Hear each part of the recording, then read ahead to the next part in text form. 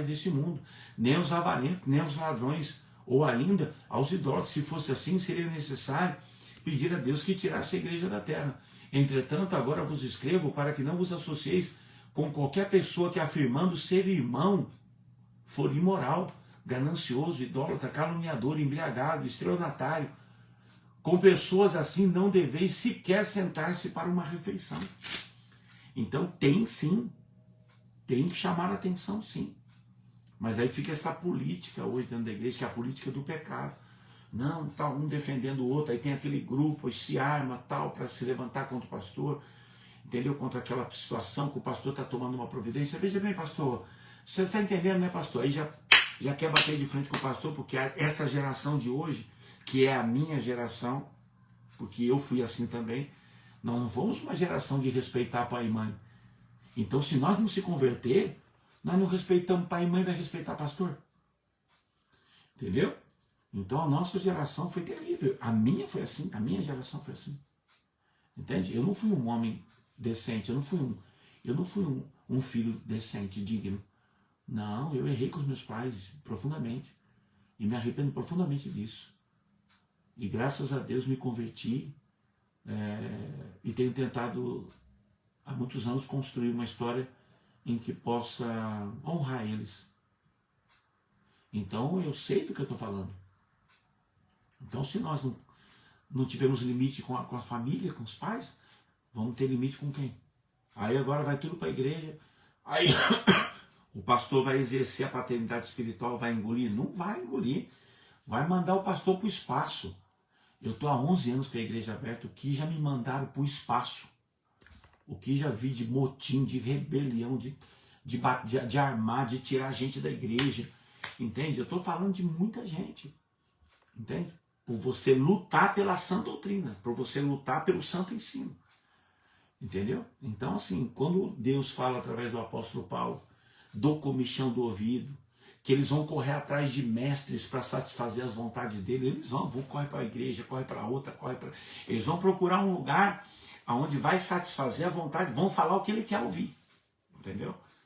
E vão tentar arrastar os outros, entendeu?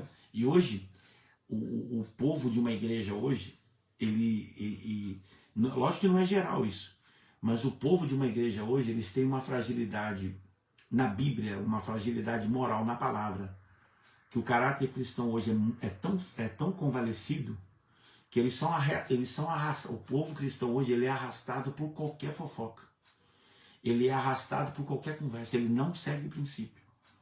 Chama na casa, bate um papinho, conversa, já vira um motim. Chama ali, já conversa, já se levanta contra o pastor, não tem temor nenhum. E o povo segue, os que estão em volta seguem.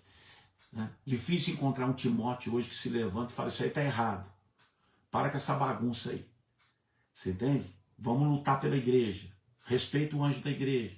Não tem hoje em dia, meu Deus do céu. Entendeu? Respeitar autoridades na igreja, né? Que são pessoas que representam o ministério. Né? Tem líder disso, líder daquilo. É uma batalha espiritual também. As pessoas que querem fazer a visão dar certo sofrem muita perseguição. Né? Perseguição de tudo que é tipo. Então eu não sei, né? Quando eu vejo aqui o conselho do apóstolo Paulo, o que eu tenho para dizer para você é uma cruz que tem que se carregar. Lá em Mateus capítulo 10, Jesus deixa claro isso a partir do versículo 35, eu não sei se é o 36, 37, e aquele que não quiser carregar a sua cruz é indigno do reino dos céus. Então eu vejo isso como uma cruz, né? Timóteo carregou essa cruz, né? Uma missão de você manter a integridade de um ensinamento, de um evangelho baseado em sãs doutrina, baseado em um santo ensino, com fundamentos que podem mudar uma sociedade, dentro de uma sociedade que vai se levantar, que vai se corromper, né? E quando eu falo isso, é uma sociedade cristã, né? Aqui Paulo está falando para Timóteo, mas não é contra os irmãos do mundo, né? Ele está falando contra os irmãos da igreja, né? Contra os irmãos da igreja, obreiros, membros. Então Paulo está dizendo para Timóteo, não desista, nem que você seja levado à morte você tem que defender a sã doutrina, você tem que exortar, você tem que repreender e confiar no Espírito Santo. Confiar que o Espírito Santo vai abrir a mente de quem tem que abrir, vai abrir o coração de quem tem que abrir, vai colocar pessoas do seu lado para te ajudar, e você vai continuar. Não corrompa, não venda o caráter da igreja, o caráter do Evangelho. E muitos venderam. Muitos venderam, muitos já se entregaram. E quando eu falo muitos, são igrejas que a pressão fez os pastores desistirem, e hoje virou o que virou. Hoje muitos membros, muitos filhos de uma igreja se tornaram muito volúveis, então abandonaram a igreja, abandonaram assim a fidelidade ao ministério, abandonaram a fidelidade ao pastor. Né? O pastor criou, o pastor educou, o pastor ensinou, teve uma projeção espiritual, chegaram na igreja por baixo, o evangelho levou eles lá para cima, o pastor lutou para que Deus pudesse fazer essa grande obra. Então, assim, o abandono, né, tomou conta mesmo, entendeu? E é isso, e a gente, eu me sinto um Timóteo, assim, nesse patamar, de realmente a gente fica solitário, a gente fica num mundo estranho, onde a gente não pode falar nada. Pra você ter uma ideia, tudo que eu vou falar como pastor, se eu quiser ainda ter alguma coisa com a igreja, tudo que eu vou falar, eu tenho que pensar. Eu tenho que pensar porque determinado obreiro sai, um determinado líder vai embora, já não gosta, já se levanta, um membro da igreja vai embora, o outro membro desaparece. Então, tipo assim, você não pode exercer seu ministério. Então, se eu for ensinar, se eu for fazer o que Paulo falou aqui, se eu for ensinar, se eu for repreender, se eu for exortar, se eu for corrigir, se eu for elevar essa pessoa espiritualmente com os ensinamentos de Cristo, eu tenho que pensar 1000 vezes o que eu vou falar, entendeu? Para que isso não seja uma destruição da minha vida em todos os sentidos, psicológico, moral e espiritual. Então, o caos foi instalado. Entendeu? Então, eu entendo muitos pastores hoje, que eles, não dá. Se você for implantar o Evangelho de Cristo dentro de um corpo chamado igreja, para amparar uma sociedade moralmente fragilizada, para que essa sociedade, em contato com a igreja, possa ser descontaminada dos valores errados e produzir um crescimento nessa sociedade, no sentido de mudança de comportamento, como pai, como mãe, como filho, como cidadão, como indivíduo, e nós, como igreja, entregarmos, devolver essa pessoa para a sociedade com esses ensinamentos, onde filhos vão ficar felizes, esposas vão ficar felizes por ter um marido transformado, marido vai ficar feliz, né? A sociedade em si vai ficar feliz, pessoas empresários, né? Locais de trabalho vão ficar felizes porque é um funcionário com outra visão, né? É um dono com outra visão, né? Então eu penso assim, se nós formos realmente desenvolver isso, né? É uma pressão muito grande, né? Esse é o meu sonho. Esse é um sonho que eu tenho com 53 anos de idade, de que Deus me desse saúde, né, por mais 15 anos, e que eu pudesse atrair para o ministério, né, todas as pessoas que possam ser tocadas pela gratidão a Deus, pelo que Deus já fez na vida deles através da igreja que eu sou responsável. E é uma multidão de gente, bate mais de 3.000 pessoas. Entendeu? E as pessoas abandonaram, se afastaram e tal, entendeu? Por vários motivos, motivos que eu te falei aqui agora, né? E que o Espírito Santo traga um despertamento para essa sociedade, né? E o que eu tenho para dizer para você é muito simples, né?